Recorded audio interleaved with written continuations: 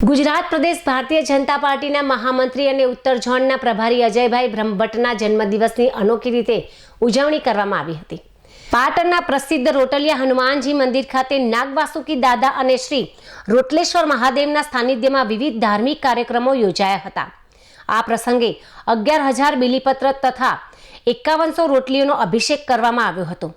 અજયભાઈ બ્રહ્મભટ્ટના તંદુરસ્ત અને દીર્ઘાયુ જીવન માટે પ્રાર્થના કરી તેમને જન્મદિવસની શુભેચ્છાઓ પણ પાઠવવામાં આવી હતી।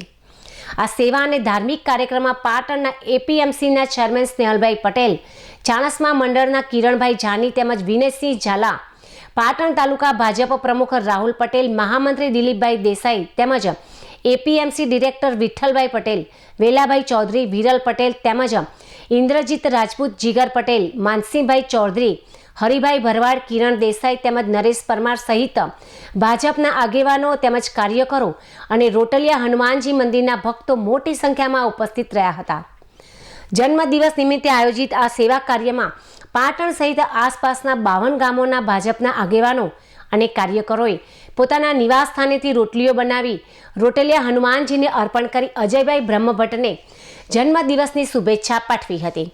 ધાર્મિક આસ્થા સાથે સેવા કાર્યને જોડીને કરાયેલી આ અનોખી ઉજવણી દરમિયાન સમગ્ર મંદિર પરિસરમાં ભક્તિમય વાતાવરણ જોવા મળ્યું હતું।